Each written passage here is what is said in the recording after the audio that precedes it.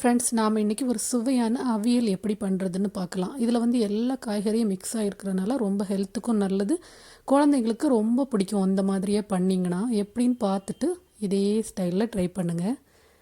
Okay, நம்ம இதுக்கு என்ன தேவைன்னு இப்போ பார்க்கலாம்.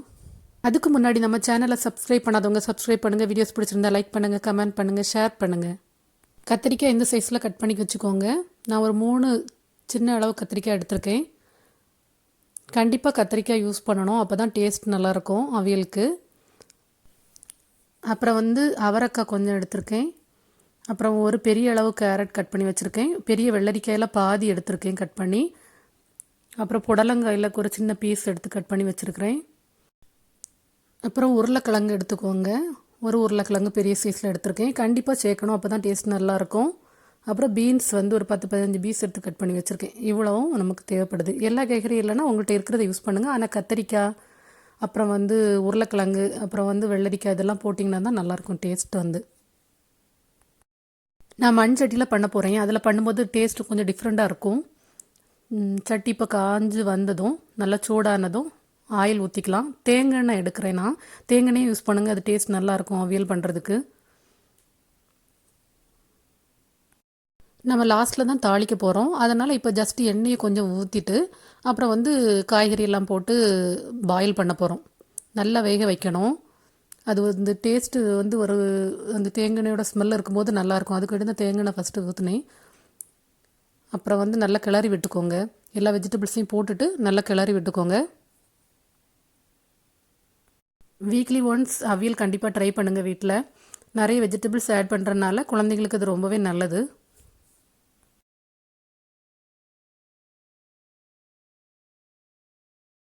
நல்லா கிளறி விட்டாச்சு. இனி என்ன பண்ணுங்கள், ஒரு ஸ்பூன் மஞ்சள் போட்டுக்கோங்க.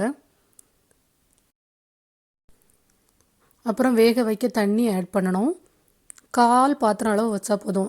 பாதியெல்லாம் ஊற்றிடாதீங்க, ரொம்ப கீழே தான் இருக்கணும் தண்ணி. ஏன்னா நம்ம வந்து நீர்க்காய்கள்லாம் யூஸ் பண்ணுறதுனால அதுலேயே வந்து தண்ணி ஊறி வரும் பாயில் பண்ணும்போது. அதனால் கொஞ்சம் தண்ணி ஊற்றினா போதும். ஊற்றிட்டு அப்புறம் தேவையான அளவு உப்பு போடணும். உங்கள் உப்பு டேஸ்ட்டுக்கு தகுந்தாப்பில் போட்டுக்கோங்க. நான் 1 ஸ்பூன் போடுறேன்.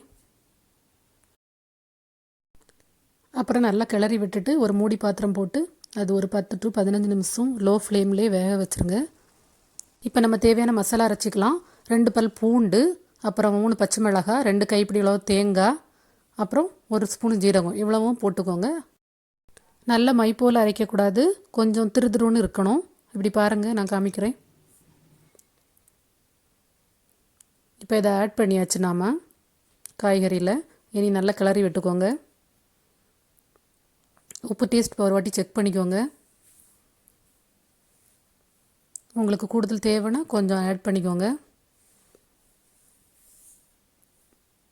அப்புறம் நம்ம லாஸ்ட்டாக ஒரு 2 ஸ்பூன் தயிர் போடுறேன். தயிர் போடும்போது அதோட டேஸ்ட்டு கொஞ்சம் டிஃப்ரெண்ட்டாக இருக்கும்.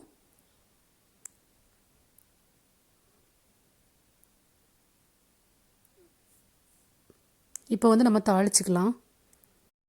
எண்ணெய் சூடானதும் கடுகு போட்டு அப்புறம் கறிவேப்பிலையும் ஆட் பண்ணி நாம் வேக வச்சுருக்கிற காய்கறியில் போடுங்க. போட்டுட்டு கொஞ்சம் கிளறி விட்டுட்டு ஆஃப் பண்ணி வச்சுருங்க. அப்படி மூடி வச்சுருங்க கொஞ்சம் நேரத்துக்கு. அப்புறம் சுவையாக எடுத்து பரிமாறுங்க. இலையில் வச்சு சாப்பிட்டிங்கன்னா டேஸ்ட் ரொம்ப நல்லாயிருக்கும். கல்யாண வீட்டில் சாப்பிட்டது மாதிரி இருக்கும். ரொம்ப டேஸ்டியாக இருக்குது. நான் சாப்பிட்டு பார்த்துட்டேன். நீங்களும் ட்ரை பண்ணுங்கள் கண்டிப்பாக. என்னோடய வீடியோஸ் பிடிச்சிருந்தா மறக்காமல் சப்ஸ்கிரைப் பண்ணுங்கள். பக்கத்தில் இருக்கிற பெல் ஐக்கான் ப்ரெஸ் பண்ணுங்கள். உடனுக்குடன் நோட்டிஃபிகேஷன் பெற. Tata bye bye, see you.